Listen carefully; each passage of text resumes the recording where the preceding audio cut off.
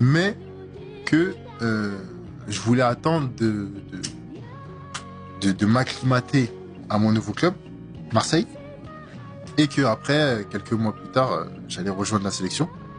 Donc il l'a parfaitement bien pris, il a compris parce il était joueur, et il m'a dit comme quoi il y avait aucun problème. Donc rejoindre la sélection sénégalaise, c'est le meilleur choix de ma carrière. Honnêtement, c'est le meilleur choix de ma carrière. Pourquoi?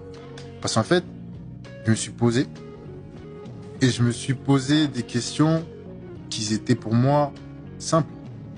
C'est-à-dire, j'ai fait plusieurs sélections, notamment avec les jeunes en équipe de France. J'ai fait, je crois ma dernière catégorie c'était U18, voire U19. Et j'arrive à Marseille.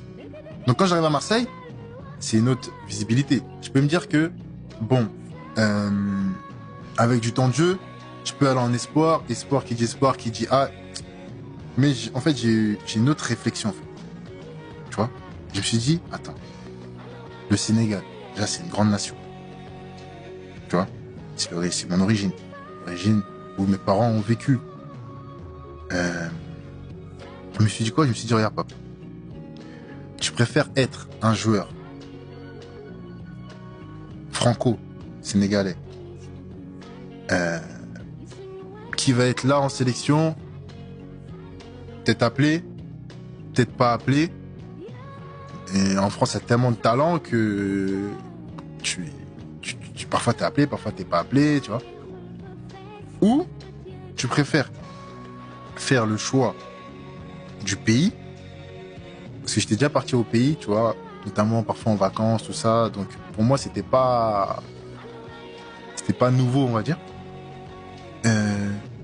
Et tu préfères être respecté dans ton pays et être quelqu'un dans ton pays.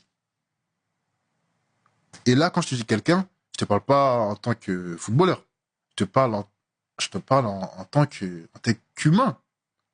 En tant qu'humain dans ton pays. Tu vois? Parce que j'y ai pensé aussi après le foot. J'ai pas pensé à tout de suite. J'ai pensé à après le foot. Tu vois? Qu'est-ce que tu veux devenir dans ton pays après le foot? Et bah j'ai réfléchi et je me suis dit en fait la meilleure solution pour moi c'était de rejoindre la tanière. Donc quand j'arrive dans la tanière, choqué, choqué